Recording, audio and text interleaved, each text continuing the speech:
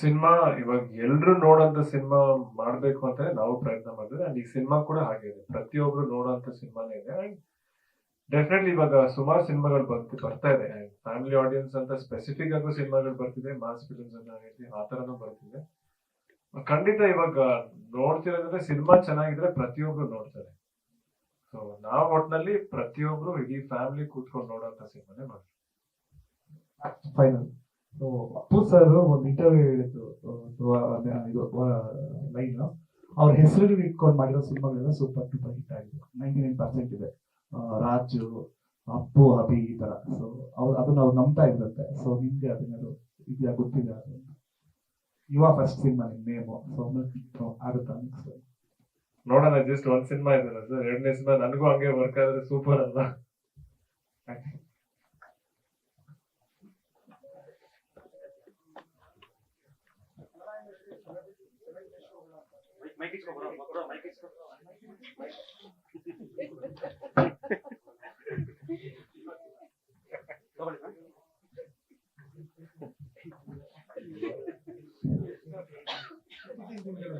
Celebrity show ಜಾಸ್ತಿ ಆಗ್ತದೆ. Celebrity show ಸಿನಿಮಾಕ್ಕೆ ಬೂಮ್ ಕೊಡ್ತಾರೆ.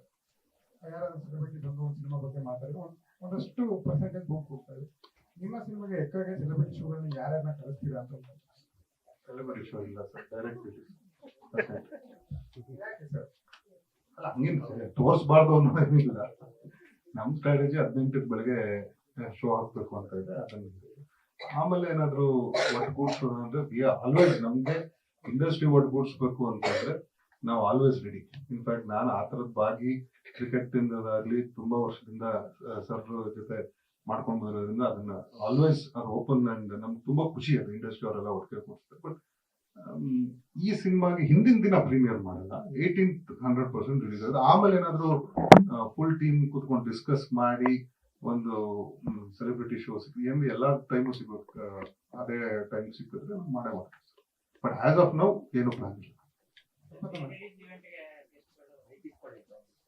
ಪ್ರೀ ರಿಲೀಸ್ ಇವೆಂಟ್ಗೆ 14ನೇ ತಾರೀಕು ಪ್ರೀ ರಿಲೀಸ್ ಇವೆಂಟ್ ಸರ್. ನಾಳೆದ್ರಲ್ಲಿ ನಾವು ಗೆಸ್ಟ್ ಎಲ್ಲ ಹೇಳ್ತಾ ಬರ್ತೀವಿ. ಅದು ಸ್ವಲ್ಪ ಗಣ್ಯರೇ ಇರ್ತಾರೆ, ಮತ್ತೆ ಜಸ್ಟ್ ಫೈನಲ್ ಕನ್ಫರ್ಮೇಶನ್. ಕ್ಷಣ ಕ್ಷಣದ ಸುದ್ದಿಗಳಿಗಾಗಿ ಫ್ರೀಡಂ ಟಿವಿ ಸಬ್ಸ್ಕ್ರೈಬ್ ಮಾಡಿ, ಲೈಕ್ ಮಾಡಿ ಹಾಗೂ ಫಾಲೋ ಮಾಡಿ. ಹೊಸ ಸುದ್ದಿಗಳ ನೋಟಿಫಿಕೇಶನ್ಗಾಗಿ ಬೆಲ್ ಐಕಾನ್ ಮೇಲೆ ಕ್ಲಿಕ್ ಮಾಡಿ.